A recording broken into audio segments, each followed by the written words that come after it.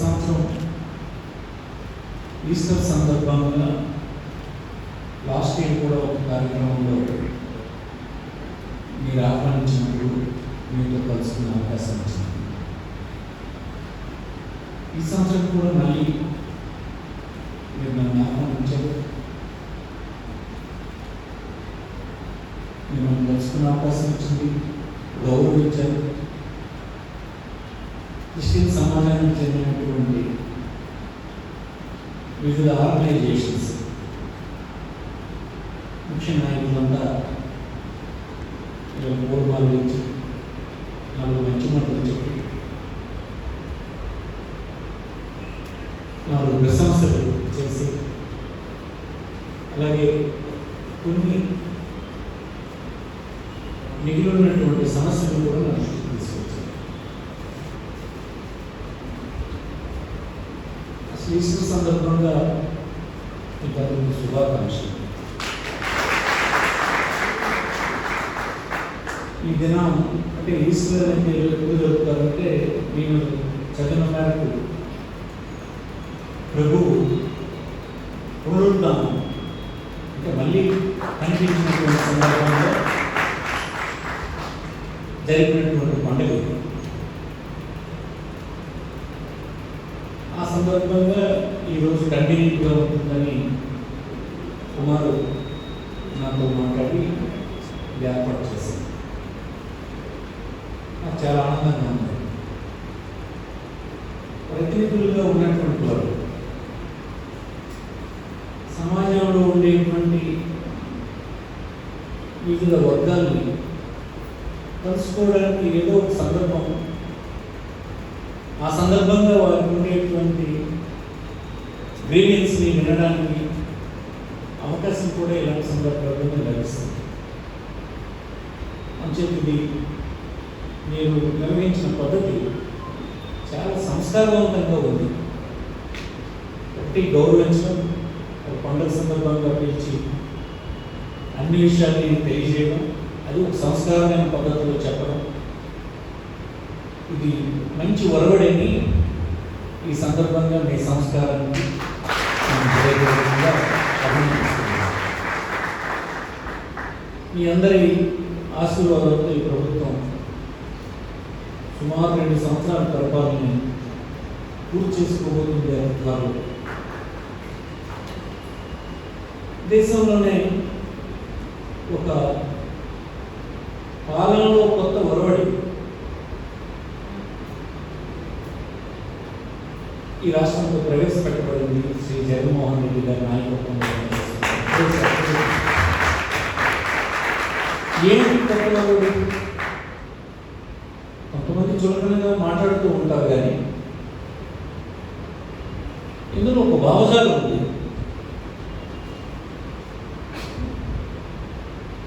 ఎవరైతే ఈ సమాజంలో అభివృద్ధికి నోచుకోలేదు, సౌకర్యాలకు నోచుకోలేదు, ఆధునికమైన ప్రపంచాన్ని అందుకోవడానికి అవకాశాలు రాకుండా పోయినాయి, ఒక ఇన్సెక్యూరిటీతో జీవిస్తున్నారు, ఆవేదనతో నిస్పృహతో ఉన్నారు. ఇలాంటి వారిని,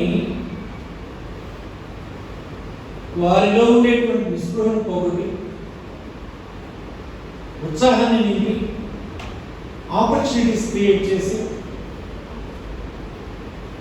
సమానమైనటువంటి స్టేటస్ని ప్రభుత్వ పరంగా వచ్చినటువంటి కార్యక్రమాల్లో, అది అభివృద్ధి కార్యక్రమాలు కానీ, సంక్షేమ కార్యక్రమాలు కానీ, ఇతర ఆపర్చునిటీస్ కానీ రాజ్యాంగబద్ధంగా ఇచ్చేటువంటి పద్ధతి ఈనాడు రాష్ట్రంలో నెలకొల్పబడింది అని మీకు ఈ సందర్భంగా చాలామంది కూడా అర్థం కాక చులకనగా మాట్లాడుతూ ఉంటారు. నేను ఒక ఉదాహరణ చెప్తాను. ఆంధ్రప్రదేశ్లో చాలా ఇంజనీరింగ్ కాలేజీలు వచ్చాయి, వేల మెడికల్ కాలేజీలు వచ్చాయి, అనేకమైనటువంటి హైయర్ ఎడ్యుకేషన్ ఇన్స్టిట్యూషన్స్ వచ్చాయి. ఈనాడు ఈ రాష్ట్రంలో చదువుకుంటున్నటువంటి అనేక మంది ప్రపంచంలో ఎక్కడ చూసినా కనిపిస్తారు. ఆయా దేశాల్లో మనల్ని నిపుణత కలిగినటువంటి ఇంజనీర్స్, డాక్టర్స్, ఇతరత్ర ప్రొఫెషనల్ హైయర్ ఎడ్యుకేషన్ అవలంబించినటువంటి వాళ్ళంతా ప్రపంచం అంతా కనిపిస్తారు. కానీ ఈ రాష్ట్రంలో నిరక్షరాస్యత భారీగా ఉన్న విషయం దాని మాటన ఎవరు గమనించలేదని ఈ సందర్భం మనం చేస్తాం. ఒక నాయకుడు అంటాడు, ఈ రాష్ట్రం నుంచి వేలాది మంది ప్రపంచంలో పనిచేసే స్థితికి నేను తీసుకెళ్ళాను అంటాడు. దానికి కావాల్సినటువంటి ఇన్స్టిట్యూషన్స్ తెచ్చానండి, వారు చదువుకోవడానికి అవకాశం కల్పించానండి. ఆ ఇన్ఫ్రాస్ట్రక్చర్, ఆ ఇన్స్టిట్యూషన్స్, ఆ ఫ్యాకల్టీస్ అవన్నీ నేను క్రియేట్ చేయడం వల్లే ప్రపంచం అంతా వెళ్ళారు వీళ్ళంతా అని చెప్తారు. కానీ అసలు ఇంకా అక్షరానికి నోచుకున్నటువంటి వారు ఈ దేశంలో 29 రాష్ట్రాలు అంటే నిరక్షరాస్యులు ఎక్కువ కలిగినటువంటి రాష్ట్రాల్లో 23వ స్థానంలో మనం ఉంటే 27 రాష్ట్రాలు మనకంటే ముందున్నాయి అక్షరాస్యులు. పెద్ద అభివృద్ధి అనే రాష్ట్రంగా మనం చెప్తాం. ఏంటి ఎక్కడ జరిగింది పొరపాటు? పాలకుల్లో జరిగింది పొరపాటు అని నేను చెప్తాను. హైయర్ ఎడ్యుకేషన్ ఇన్స్టిట్యూషన్స్ ఎవరి కోసం తెచ్చాం? ఒకే తరగతి కోసమని ఇవన్నీ ఏర్పాటు చేయకూడదు. గడిచిన 75 సంవత్సరాలు ఆ ఒకే తరగతిలో ఇట్లాంటి ఫెసిలిటీస్ క్రియేట్ చేసి పంపించాం. కానీ అసలు అక్షరానికి నోచుకున్నటువంటి వాడికి వాడి అవసరాలు తీర్చడానికి, వాడికి ఎడ్యుకేషన్ ఇప్పించడానికి మనం ఎప్పుడు ఆలోచించలేదు.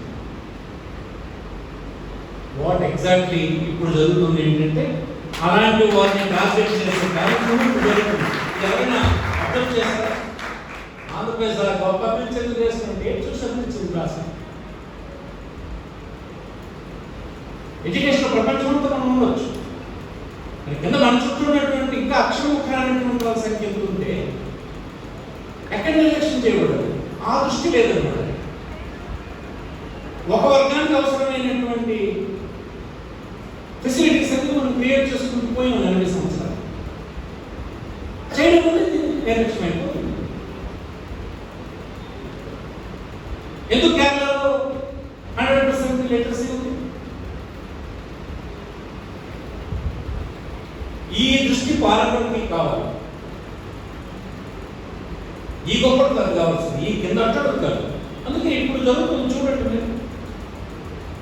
మీరు పర్ఫెక్ట్గా ఈ సమాజంలో నిస్పృహలో కొట్టుకుపోతున్నటువంటి వాడు, నిరుత్సాహంలో ఉన్నటువంటి వాడు, అట్టడులో ఉన్నటువంటి వాడు ఏమేమి కారణం లేదు కనుక గమనించి దాన్ని రెక్టిఫై చేసే పని జరుగుతుంది. పెద్ద ఎత్తున ఎవరు రిప్రజెంట్ చేయకపోయినా, అడగకపోయినా నాడు నేడు అనేది దీంతో స్కూల్ బిల్డింగ్స్ నీట్గా ప్రైవేట్ స్కూల్స్ అక్కడ తిరుగుతున్నటువంటి ఫుడ్ ఇంట్లో కూడా పెట్టలేనటువంటి మంచి ఫుడ్ని అందిస్తున్నాం. మంచి టీచింగ్ స్టాఫ్ ఇస్తున్నాం. బిడ్డను కన్నటువంటి తల్లి ఈ బిడ్డ కూలికి పోతే కానీ నాకు పూట గడవదని భావించేటువంటి భావం లేకుండా ఉండడానికి ఆమె మనీ సపోర్ట్ అందిస్తున్నాం. హైయర్ ఎడ్యుకేషన్ వరకు అన్ని రకాల ఫెసిలిటీ ఇస్తున్నాం. ఇది భావజాలం. ఇది దుర్వినియోగానికి కొంతమంది అంటారు. సరైనటువంటి దృష్టి, రాజ్యాంగ దృష్టి, రాజ్యాంగపరమైన దృష్టి, సమానమైన అవకాశాలు అందరికీ కలిగించాలి. ఆ విధంగా ఖర్చు పెట్టు. ఒక ఉదాహరణ మాత్రమే మీకు చెప్పండి. ఈ సందర్భంగా ఎందుకంటే ఎక్కువ చెప్పాల్సిన అవసరం లేదు. ఎవరో విమర్శిస్తున్నారు. కానీ ఒక భావజాలంతో నడిచిన పార్టీ నడుస్తుంది. పార్టీ ఈ ప్రభుత్వం నడుస్తుంది. ఇవాళ నేను చంద్రబాబుని ఎన్నికల్లో పోటీ చేయలేకపోతున్నాడు. కారణం ఏంటి? అధికారంలో ఉన్నాడు. కేవలం ధనవంతుల్ని ప్రతినిధులుగా పెట్టడానికే అవకాశం ఉంది. ధనవంతులు ప్రతినిధులుగా ఏం నేర్చుకున్నారు? వాళ్ళు ఏం దేనికోసం వచ్చారు? ప్రభుత్వ ధనాన్ని ఎలా దోచుకోవాలన్న దాని మీద కార్యక్రమం రూపకల్పన జరిగింది. గ్రామ పంచాయతీ నుంచి ప్రభుత్వం వరకు ఒక ప్రతినిధి ఉంటే ఎలా డబ్బులు సంపాదించాలన్నది నేర్పారు. ఒక సర్పంచ్ ఉంటే ఎలా కరెక్ట్ అయిపోవాలో నేర్పారు. కానీ చెప్పుకుంటే పిల్లలకి ప్రతి దొంగ పనులు ఎలా చేయాలి అన్నీ నేర్పారు.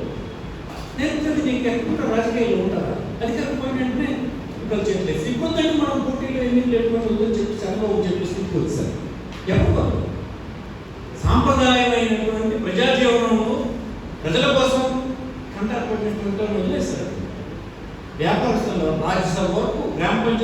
శాసనసభకు అతను ఎంపిక చేసిన వాళ్ళే, ఎంపిక చేసిన తర్వాత అలవాటు చేసింది కూడా ఆ వ్యాపార ద్వారా అలవాటు చేసింది.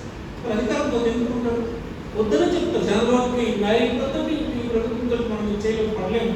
అదా రాజకీయ పార్టీ లక్ష్యం అంటే గెలవడం ఏంటి? రాజకీయ పార్టీ ఒక భావజాలాన్ని వంట పట్టించుకొని ఆ భావజాలాన్ని కోసం నిరంతరం పనిచేసేటువంటిది రాజకీయ పార్టీ. సీట్లు వస్తాయి, పోస్తాయి. అలాగే ఈ దేశంలో కమ్యూనిస్టులు, ఈ దేశంలో ఇతర అనేక రాజకీయ పార్టీలు ఎప్పుడు అధికారంలోకి రాలేదే. అయినా ఆ భావజాలాన్ని ప్రభుత్వంలో జరుగుతున్నటువంటి తప్పుల్ని నిర్లక్ష్యం కాపాడుతున్నటువంటి వర్గాల ప్రయోజనాల కోసం మాట్లాడుతూ ఉంటుందే. అది తేడా. ఒక చిన్న ఉదాహరణ, ఈ సందర్భం కాకపోయినా మరి ప్రతినిధులు వచ్చినటువంటి వాళ్ళు ఇలాంటి సందర్భాలు ఎక్కడంటే చెప్పకపోతే మాకు కూడా ప్లాట్ఫామ్స్ అన్నీ ఉండవు కనుక మీ దృష్టిలో పెడుతుంది. పోతే ఇక్కడ 2-3 ఇంపార్టెంట్ సమస్యలు అందరూ అడిగినవే, అతి సాధారణమైనవి, ఇవేమీ విచిత్రమైనవి కాదు. బహుశా ఇవన్నింటిలో నేను ఒకటి మీకు ఇచ్చినటువంటి బరియల్ గ్రౌండ్ రివర్ కన్సర్వేషన్ జోన్లో ఉందేమో నాకు అనుమానం. ఇప్పుడు నేను ఉంటుండగానే కమిషనర్తో మాట్లాడమని చెప్పాను. ఇప్పుడు అనౌన్స్ చేస్తాను, ఇక్కడ మనం కట్టేయగలమా, మన నిధులు కట్టి అడిగారు. అయితే ఆయన చెప్పింది ఏంటంటే నాగావళి రివర్ కన్సర్వేషన్ జోన్ వాళ్ళు, కన్సర్వేషన్ అథారిటీ వాళ్ళు ఒక నో అబ్జెక్షన్ ఇవ్వాలి, వాళ్ళు కట్టుకోవడానికి మాకు అభ్యంతరం లేదు.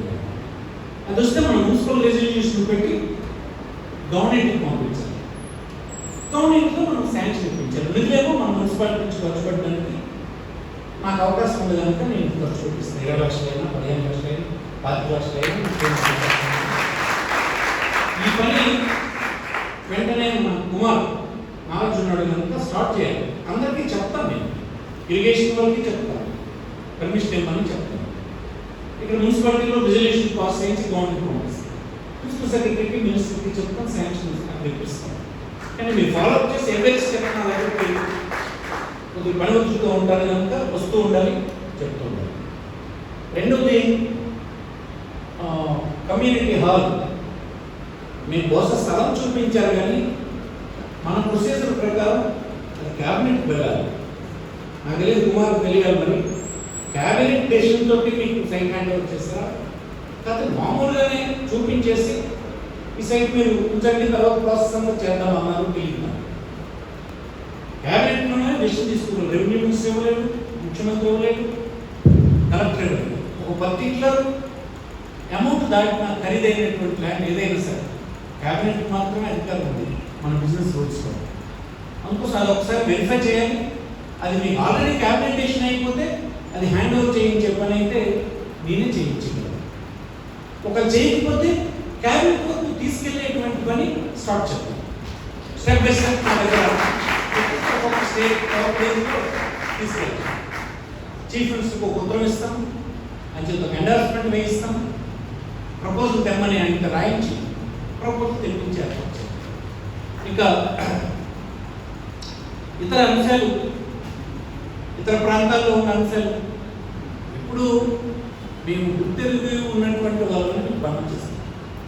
ఈ రాజకీయ పార్టీకి ప్రతినిధులుగా ఉన్నటువంటి మేము, పర్టికులర్ వైఎస్ఆర్సీపీకి ఉన్నటువంటి మేము, ఏ వర్గాల తాలూకా ప్రయోజనాల్ని, నిర్లక్ష్యం కాబడినటువంటి వర్గాల ప్రయోజనాల్ని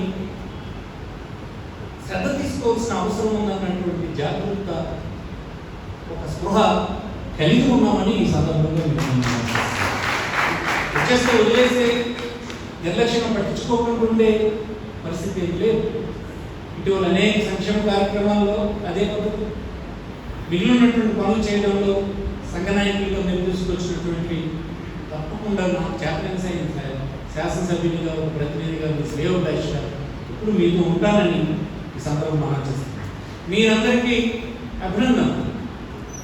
సమాజాన్ని ఒక సరైన దిశ వైపు నడిపించడానికి, సంస్కరించడానికి, చైతన్యవంతులుగా తయారు చేయడానికి మారుమూల ప్రాంతాల్లో మీరు జీవిస్తూ ఆ చుట్టూ చైతన్యాన్ని నింపి పనిచేస్తున్నాం. రియల్ యాక్టివిటీ మీరు చేస్తున్నాం. అల్టిమేట్గా ఈ దేశంలో అందరం కలిసి చేయాల్సినటువంటి పని ఒక చైతన్యవంతమైనటువంటి సమాజాన్ని నిర్మాణం చేయడమే. దానికి డిఫరెంట్ వేస్ ఉండొచ్చు. అల్టిమేట్గా దేశాన్ని పరిపుష్టం చేయడం, ఒక సమగ్రమైనటువంటి దేశంగా, చైతన్యవంతమైన దేశంగా రూపొందించడానికి చేస్తున్నటువంటి ప్రయత్నాల్లో భాగమే మీది అని నేను పూర్తిగా నమ్ముతున్నాను. విశ్వాసం లేదు. అందరి విశ్వాసాన్ని, మన విశ్వాసం మనం నమ్ముతూ ఇతర విశ్వాసాలను గౌరవించేటువంటి సంప్రదాయం ఈ దేశంలో అందరికీ ఉండాలన్నదాన్ని నమ్ముతున్నటువంటి వాళ్ళని ఆ పద్ధతిలోనే మేము ఉంటాం. మా సహకారం మీకు ఎప్పుడు ఉంటుందని ఈ సందర్భంగా మనం చేస్తూ, వివిధ సంఘాలు ఒక్కొక్కరుగా వచ్చి ఎంతో ప్రేమతో పూలమాలలు ఇచ్చారు, శాలువలు ఇచ్చారు, నాకు మంచి మాటలు చెప్పారు. ఇంతకుముందు ఒక ప్రతినిధికి ఆశించింది ఏమి ఉండదని నేను భావిస్తూ మీ రుణం తీర్చుకోవడానికి నా ఎల్లవేళ నా ప్రయత్నం చేసుకునే